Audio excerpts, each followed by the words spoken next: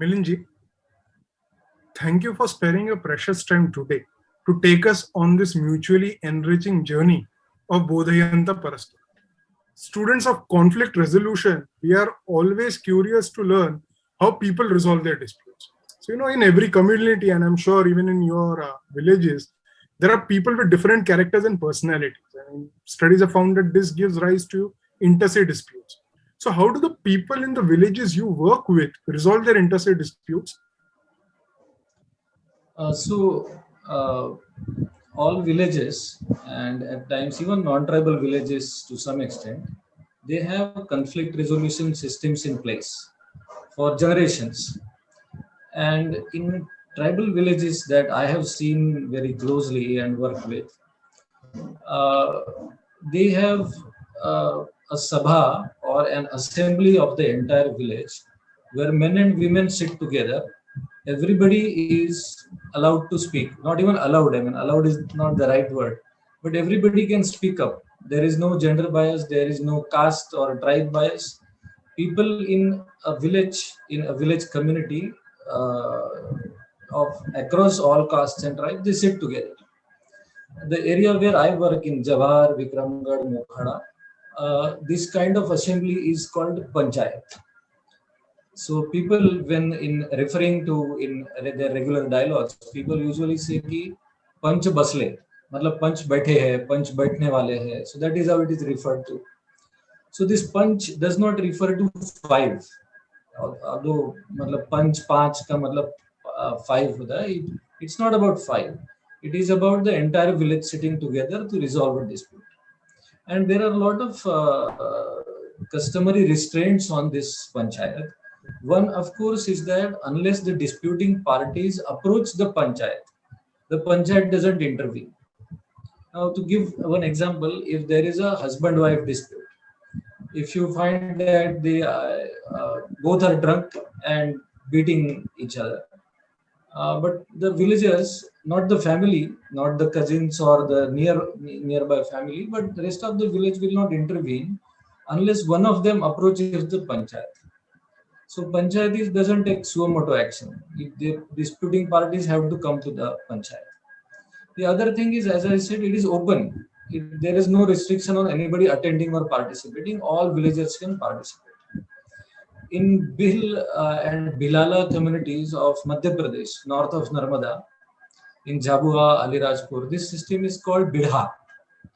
So people sit, the uh, uh, convention is same. Everybody sits, men, women, everyone.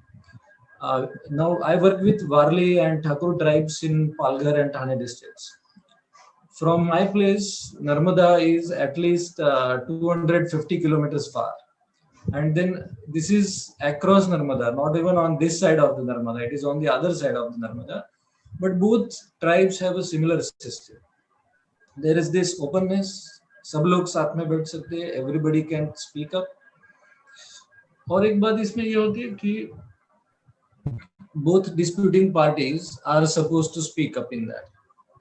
एक की बात सुन के एक के लिए justice दे दिया, ऐसा नहीं होता है. Both have to speak. So after listening to both, the elderly people will propose a judgment, and the entire assembly has to either endorse or criticize it. It is not that the elderly people unilaterally declare a verdict. They will consult the entire assembly. These elderly people in Jhabua, they are called Bhangadiya, because Bhangad is dispute and they solve that, so they are called Bhangadiya. In my place, they are called Panch. So they will propose a judgment, and then people will accept or reject or ask for modification. There is one more thing I would like to mention specifically, which is completely different from the modern legal system. Uh, there is no guilt imposed for lifetime on anybody. Now, I often think that the modern legal systems brand somebody as a criminal for lifetime. Although he might have committed a petty crime or might even have not committed it, but if a court gives a verdict that this fellow is a criminal, his entire life he is seen as a criminal. In these traditional systems, that person is not called guilty. I mean, if you have seen this beautiful movie, Gods Must Be Crazy, there is one tribe in Africa, and the tribal fellow is caught by some court and is brought to the court, and his interpreter tells the court that his language, his tribal language, doesn't have a word for guilty. Oh. So you can't explain that.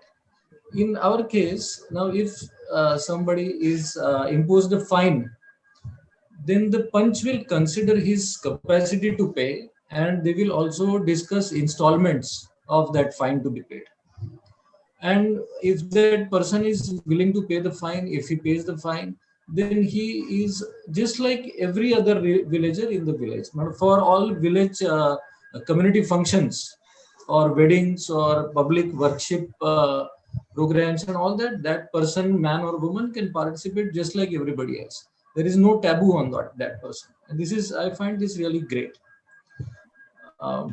Yeah, so these are the things, and I think there are some more salient features that I should bring forth, which actually separate successful dispute resolution from rather Surely, sir. unsuccessful one. You have observed, you have observed so many words. So the first thing I would like to mention is the people sitting in such panchayat, they follow the same cultural norms.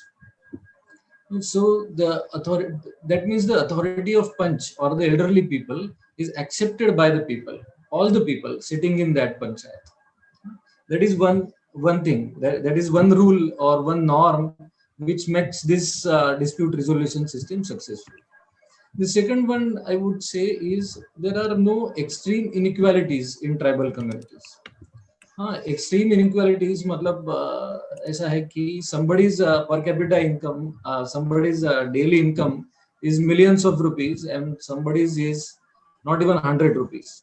That type of inequality doesn't exist in a typical tribal village. Inequalities को जैसा हिंदी में कहते हैं 19-20, that type of difference always exists. And it will be like somebody is having say 16 cows in his home and somebody is having only 2. Somebody is having a lot of chicken, lot of goat, and somebody is having little number of goats. But there is no bar on having an opportunity to increase your goat flock. So there is equality of opportunity in this sense. And that's why there are no extreme inequalities. And hence the people sitting in a panchayat do not have any complexes of inferiority or superiority. They are all equals there. The third thing I would like to mention is they make and upgrade their own rules. Now think of this, that now forest department has been controlling our forests since colonial times, and the British framed forest rules in a way that would help the forest merchandise of East India Company. A common villager dwelling in a forest, cutting firewood for cooking his food, did not make this rule. So he doesn't follow that rule. He is often punished for breaking the rule, but he's just cooking his food and he considers that I'm just perfectly doing what is right. In case of this village panchayat, that is the traditional panchayat, people follow the rules because they make the rules. I will give one small example is after harvesting, there is a puja in my village. Even non-tribal villages have 2 pujas throughout our country. One is before monsoon, requesting the rain gods and other factors of farming to help the farming. And after harvesting, when the produce is brought to the harvesting field or the threshing field, people will again have a worship of gods.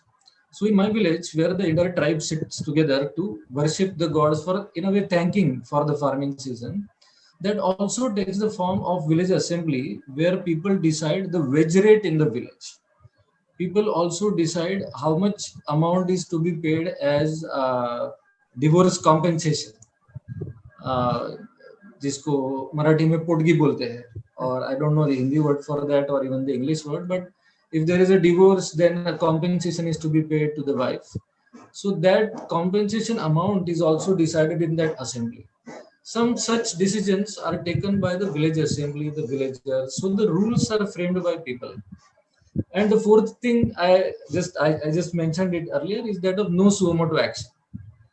The court doesn't intervene unless the disputing parties approach it. So I think these four factors make this system successful. Yeah, sorry, Nishant, I took a lot of time answering. No problem, Milinji. In fact, it was very, very illuminating for us to understand how the process works, because we are used to a modern legal system, and even in mediation, as it happens here, or as we have been learning it, or we had learned it in the past, it is about a formal mediation. So it's good to know how conflict resolution it can work in this manner. The next part of the interview will be conducted by my teammate Lata Prasad. So over to you, Lata. Thank you, Nishant. Namaste, Milinji. I'm Lata Prasad, advocate practicing at Bangalore. You often speak about India's rich tradition of holding public assemblies or sabhas, right from ancient times. So how did these sabhas work, and did they have an impact on the ruler's government of the day? Yes. That's a really good question. Now the tradition is quite old because the words we commonly use in most of our languages, sabha and samiti, both these words are from Rigveda. So these are thousands of years old systems, not just words. In Rigveda, head of a village was called Gramani, and in Jataka, which is the first Buddha literature, it was called Grama Bhujak. So village and village government both are quite ancient. Now this Gram Sabha consisted of elders who would take decisions. There was no, election in the way we in current times that we have. But elderly people from all castes, sections of the society would be a part of that Gram Sabha. And Atharva Veda calls them Sabhasad. These elderly people are called Sabhasad or Sabhacha. And that Sabha is defined very well in Mahabharata as well as in Narada Smriti. I will read a slok from that. It says, Nasa Sabha Yatra Nasanti Vruddha. That is, it is not a Sabha where there are no elderly people. Vruddhana te yena vadanti dharmam. If they are not really elderly people, if they don't talk dharma. Now, dharma here means moral values or the things of differentiating between right and wrong. Nasav dharmo yatra na satyam asti. So that is not a dharma where there is no satya. If there is no truth, then that cannot be real dharma. Natat satyam yat chalena anuviddham. It cannot be called truth if it is engulfed by treachery or falsehood. So that sabha is defined so well that the sabha should have elderly people should talk dharma should be based on satya, and that satya should not contain or be encroached upon by treachery or falsehood. Arthashastra, Kautilya's Arthashastra is more than 2000 years old, and it was a great book referred by a lot of kings. So there is space to assume that what is mentioned in Arthashastra was practiced in a large part of North India for centuries. Arthashastra mentions Grama Vriddhas. Now, the Grama Vriddha doesn't need a translation. I guess all of us understand these words. And Maurya Empire was the largest empire of those days, which also means that they had a very strong central bureaucracy, comparable to the current day government. That the bureaucracy is strong, centralized. These were also features of Maurya government, which is explained in Arthashastra. But even that government did not encroach on the powers of a village government. And compare that to today's scene. Now, I just read the news the other day. Gram Panchayats get finance commission grants. And these grants are called untied funds, which means the Gram Panchayat can decide the village development priorities and spend these funds. But I just saw a state minister making a statement yesterday that Gram Panchayats should spend this money on COVID relief. Now, a minister has no right to tell the Gram Panchayat where they should spend this. If the Gram Panchayat feels that COVID is serious in their village, they will spend it on it. Now, this is government encroaching on the village. But it was not so in Indian systems. And I can give numerous examples. I will just rush through. This one the audience here, you can also Google Uttara Merur, which is a village in Tamil Nadu. And in 10th century, it had a huge Gram Sabha hall or village assembly hall in the center of the village. And on the walls of that assembly hall is written the village constitution, and it also mentions the mode of election and voting for village committees. So election was and democracy was not really brought by outsiders to this country, but Uttara Merur, and I mean this is documented. We are also accused of not documenting anything, but this is documented in rock that there were elections in a village and that people from all communities participated in that election. Then in modern times, you can find similar references in Paniya Jataka, which is 4th century BC. Then Emperor Hala, or the first emperor of Andhra Empire, he wrote in 1st century similar thing. Mitakshara in 11th century. Then in Navsari, Gujarat, you find the plates of King Dadda from 6th century. And you come to 1836, or the last Maratha king Chhatrapati Pratap Simha, also in his code of 1836, Pratap Simha code of 1836, mentioned the powers of village panchayats and sabhas. So throughout our entire history, we had sabhas and panchayats in our villages. And one more last point I would like to mention, that if there were subjects that were given to, or issues or topics that were now, as we are having a state list and union list and Tankar list, dividing subjects between states and central government. So similarly, there were things that were given to village governments, and in those things, in dispute resolution of related to these issues, the king will never intervene. The king will always ask an aggrieved fellow or a plaintiff to go to the village panchayat, have a verdict from village panchayat. If that is not accepted by that person, then often the king would assign him to village panchayat of another village. कि आपके गांव का पंचायत आपके साथ न्याय नहीं कर रहा है, then you can go to another village panchayat, but not come straight to the king.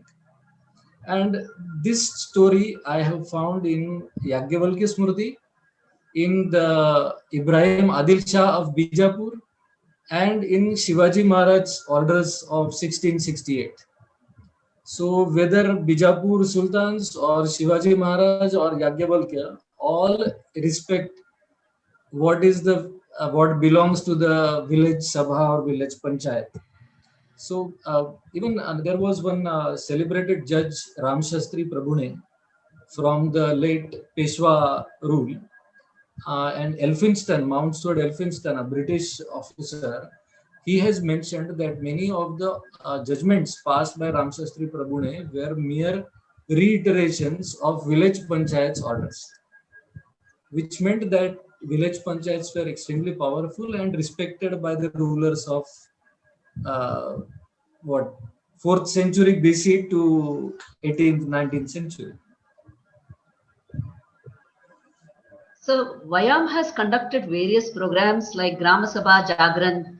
Which challenges faced by the Adivasis are the focus of Vayam?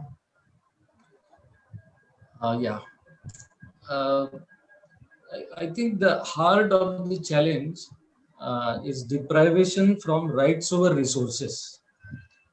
If you run through tribal history and if you read about Birsa Munda's struggle or about the Santhal War of Independence, I mean, British have always called these as revolts, but let us call them as wars of independence, because the forest dwelling communities fought against the British, against the Zamindari system imposed by the British, for rights over resources. And rights over resources basically mean rights over Jal, Jangal, Jameen. Jungle was the core resource of Adivasis or forest dwelling populations. So they fought for these from 1850s to even 1950s, and even till this day, they are struggling for this. And on the other side, all of us can understand that Jal, Jangal, Jameen, that is land, water, forest, are mother of all resources. All other wealth is actually converting one form to another form. So the source of all wealth is Jal, Jangal, Jameen. So one who holds the zameen, one who holds the jungle. मतलब आप सोचिए कि most of the water bodies supplying water to Mumbai city are their sources, their origins of rivers are located in tribal areas. Now, the Mumbai people should thank the people dwelling in mountains for not stopping their water. So that these resources are so critical for everybody, not just for tribal. And they were deprived from these resources. In 1864, the British Forest Department was formed, and the first forest law was passed. And that was because industrial revolution had denuded the forest in England, and they were eyeing India as a fathomless, unfathomable ocean of timber.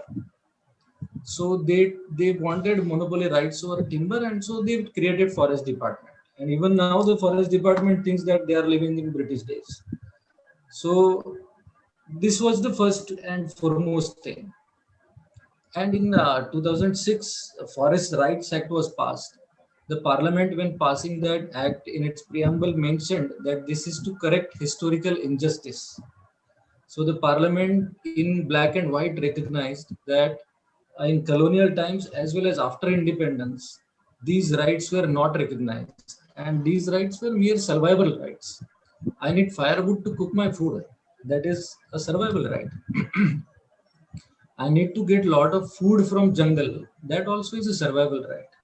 Even hunting for food is a survival right. It's not recognized by law today, but it is for survival. I mean, the lay tribal villagers, the common tribal people, they never hunt for skin or fun. They always hunt for food, and hunting for food is nature's law. It cannot harm nature or environment. What has harmed environment is royal hunters.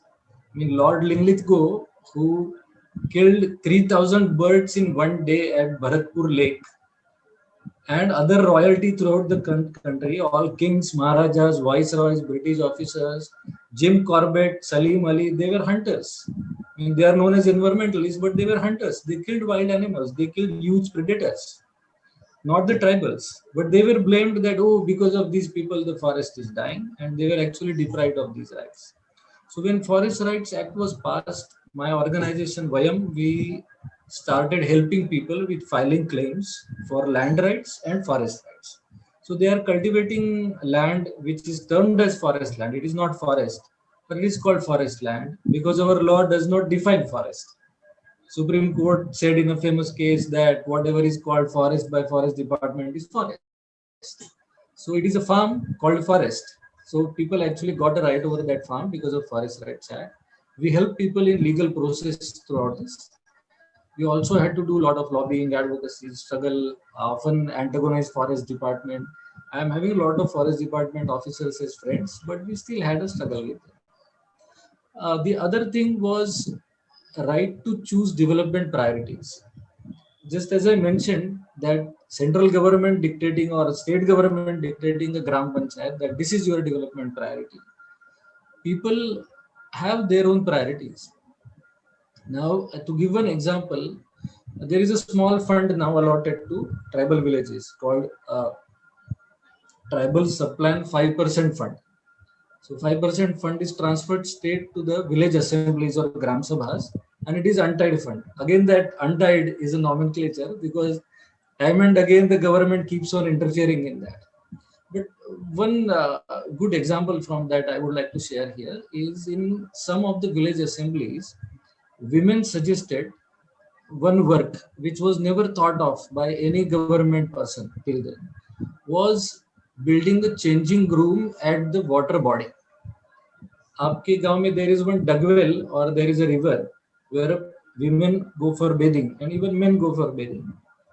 There they demanded a changing room. Can any IAS officer think of this as a development need? I don't think so. This never came up in government lists. But they have built it in some villages because people were allowed to choose their development priorities.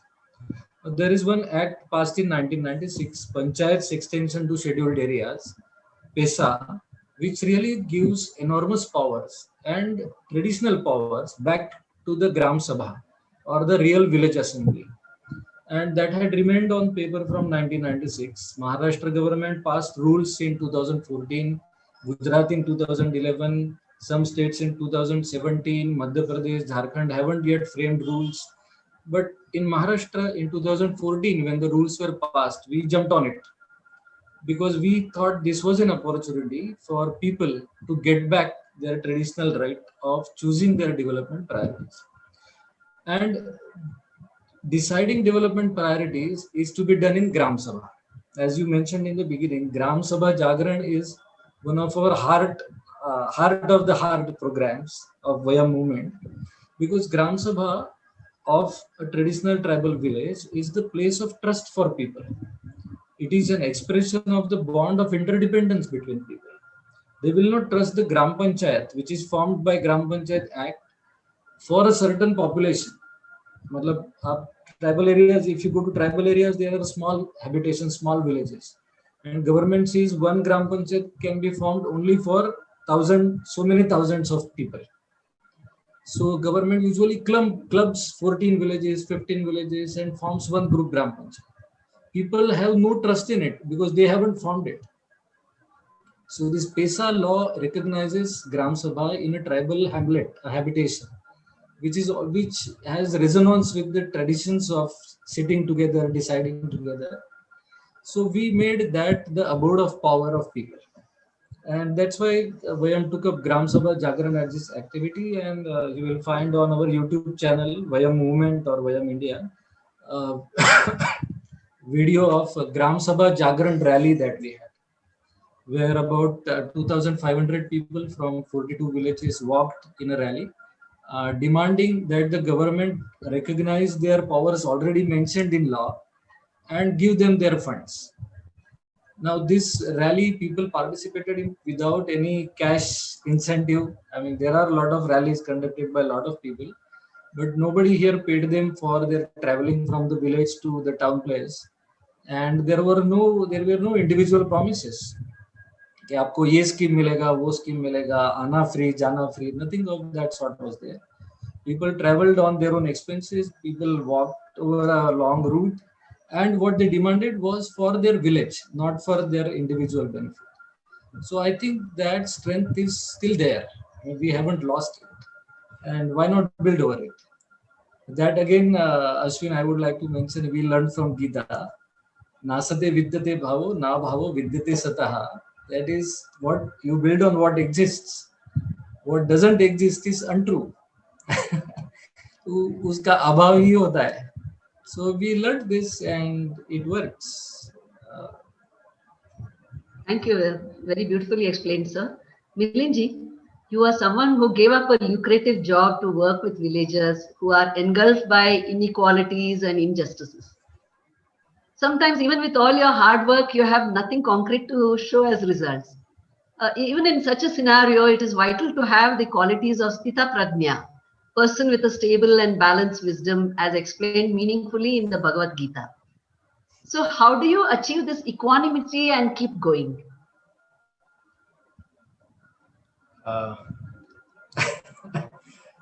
There is no secret formula of this, because I can't really think of the recipe behind this, how to achieve or how to get this.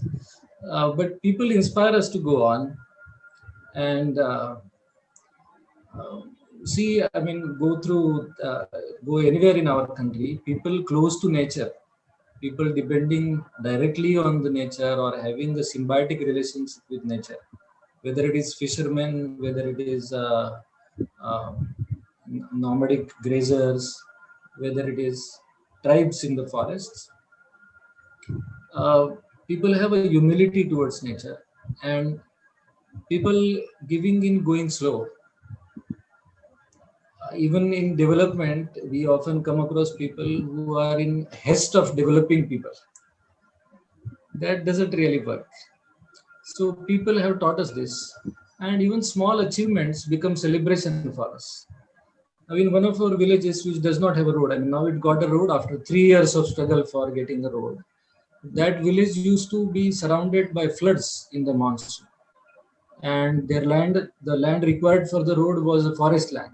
So we had to fight with the forest bureaucracy for more than 2 years to make that happen. Now that village has a road, but when they were not having a road, their Gram Sabha was still very vibrant and active.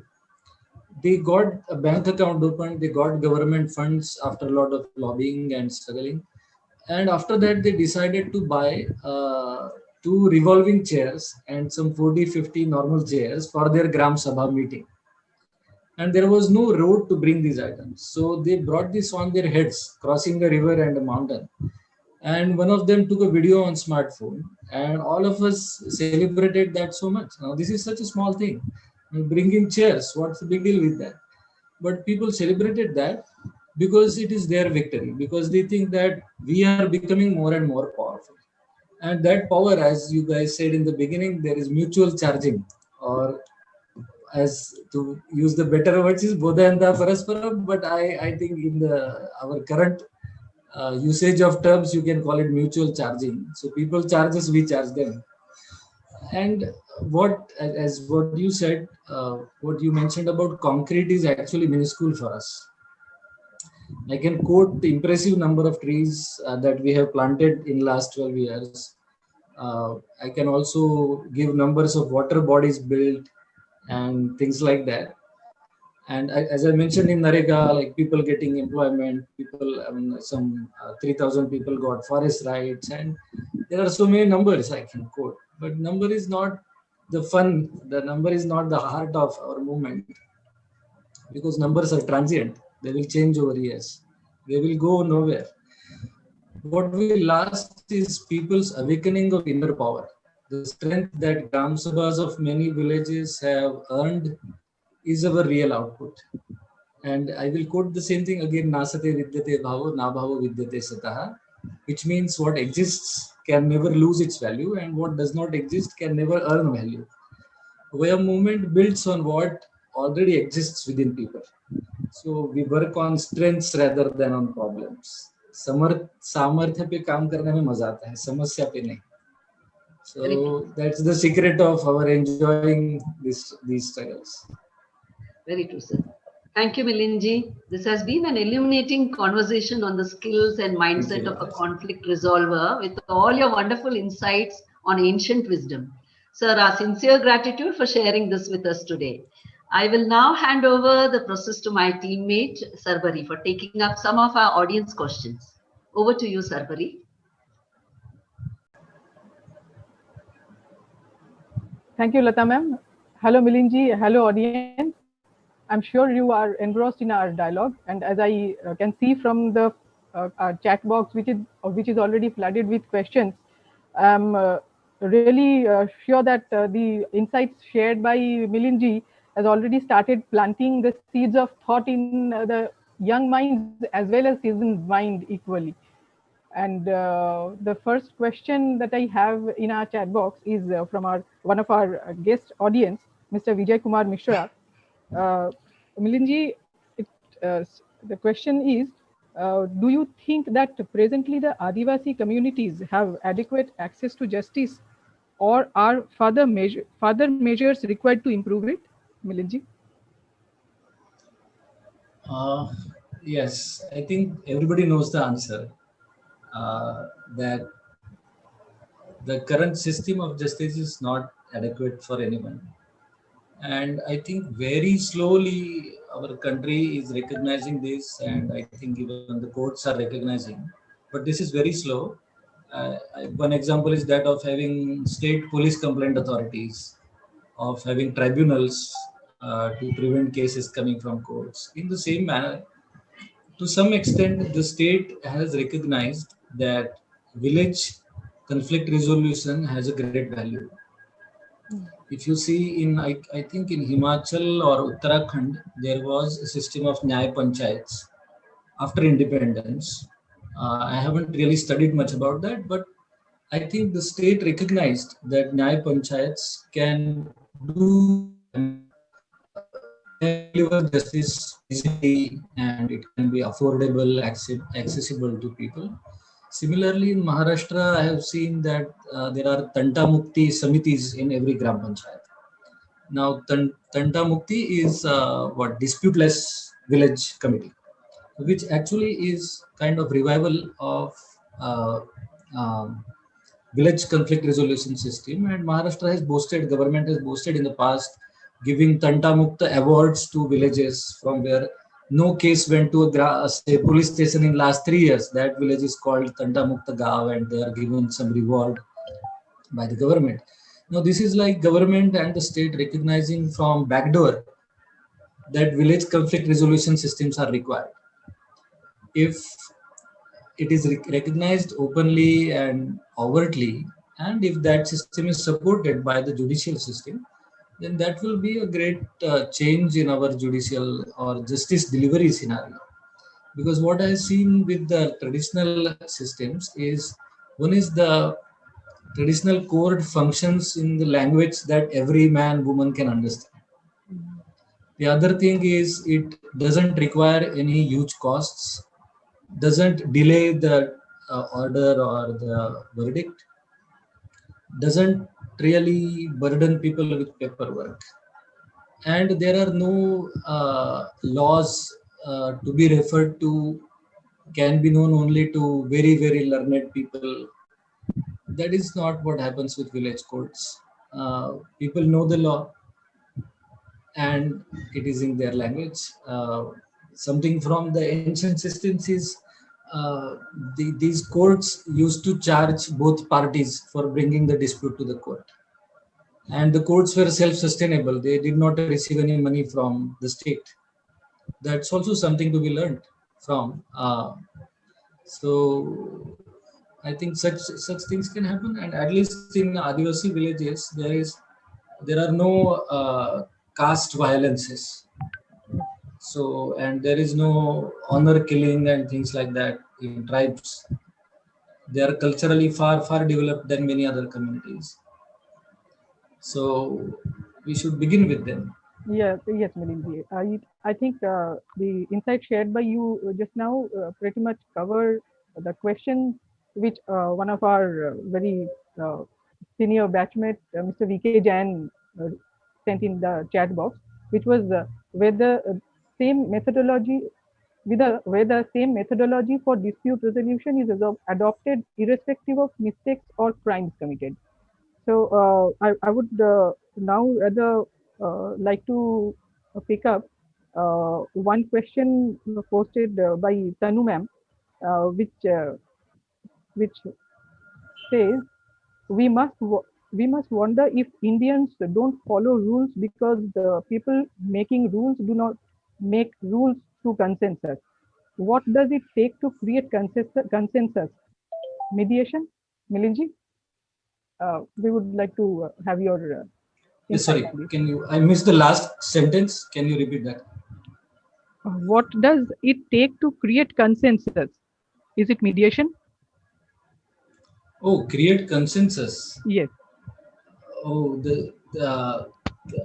I think there are two things that create a consensus. One is interdependence, mutual interdependence, and the other is a bond of trust, which I don't know from where it comes, but the simplest answer is it comes from living together for generations. Even in urban cases, I think you can have consensus in 25-year-old cooperative societies rather than some new housing society or an apartment.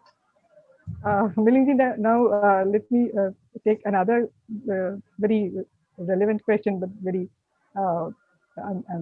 very relevant in the sense, if some young person wants to start working with tribal people, what advice would you give him or her? What advice? Neki or puch puch. Why wait for something? I mean, that was the question actually my sister asked me when I left my job in Mumbai. She said, why are you delaying what your calling is? So if there are young people listening to me here, I would say, Aajao yaar. Zindagi vasool kar lo. That is really nice and encouraging from you, Milindji, to know. So we would like to end today's session with a Santi mantra from Upanishad. ओम सर्वे भवन्तु सुखिनः, सर्वे सन्तु निरामयाः, सर्वे भद्राणि पश्यन्तु, मा कश्चित् दुर्भाग् भवेत्. Which means, may all be happy, may all be free from illness, may all see what is auspicious, no one suffer, let everybody live in peace. Once again, I request everyone from our batch to thank all the audience. Dhanyavad. Bodhyantah Parasparam.